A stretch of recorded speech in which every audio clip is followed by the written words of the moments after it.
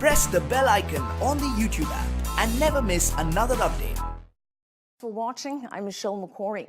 India and Israel established diplomatic ties 25 years ago, but in that quarter of a century, not a single Indian premier has visited the Jewish state.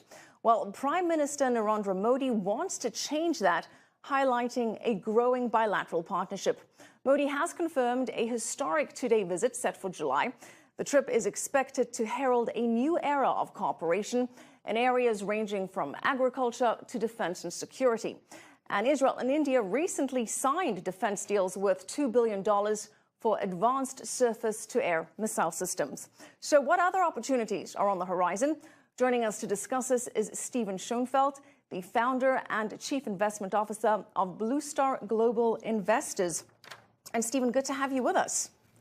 Great to be here. Stephen, let's start off with this huge $2 billion defense deal with the Israel Aerospace Industries. What are the details here?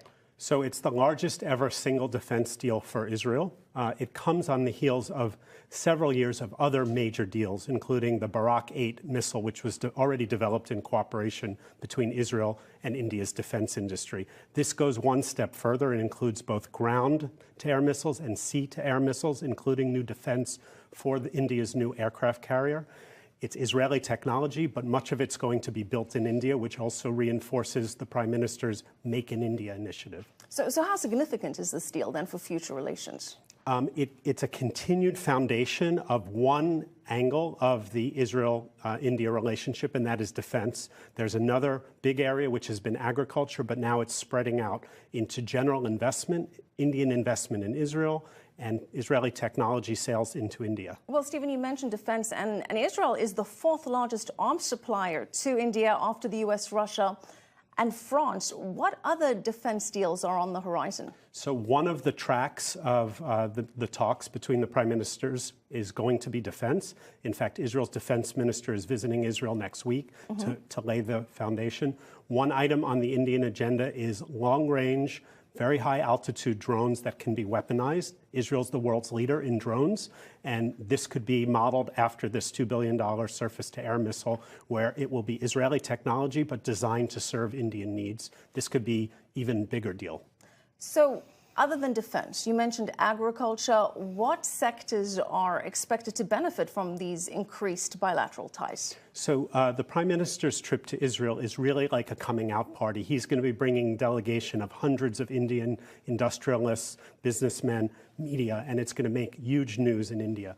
These ties have grown bigger and bigger, and now India is being public about it. They're not hiding it. It's a signal to Indian industry that it's safe to do bigger deals in Israel, and industries as diverse as the auto industry. Tata Motors is already doing business in Israel. Israel's the world leader in autonomous driving.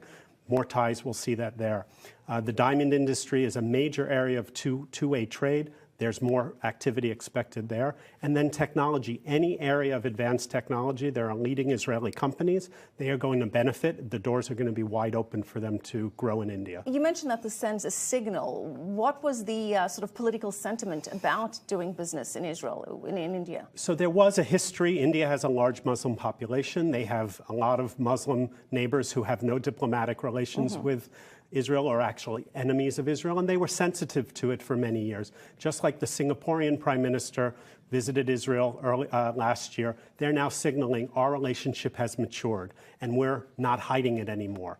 We are proud to be partnered with Israel, and I think that's a very powerful signal, both for economic ties, but also Israel's diplomatic ties. Everyone talks about Israel being isolated. Israel is the opposite of isolated. Okay, Stephen, so how can an investor take advantage of these increasing ties? How do you capitalize on this? So there are a number of companies that specifically benefit. Not all of them are available to investors in their own portfolio. So we're very proud at Blue Star Indexes to be the index behind two US-listed ETFs. These funds track our indexes. The first one is called ISRA, or ISRA. It tracks 117 different Israeli companies. Right. And iTech, which is Israeli tech. Some examples: Sarin Technologies. This is actually an Israeli company listed in Singapore. They are the world's leader in diamond measurement technology, diamond cutting. So all the growth in India-Israel diamond activity, Sarin Technologies is active in helping facilitate that. All right. Well, we're going to have you back to break down some more of the companies that are poised to benefit from this. But thank you so much. Stephen Schulfeld, thanks for being with us. All right.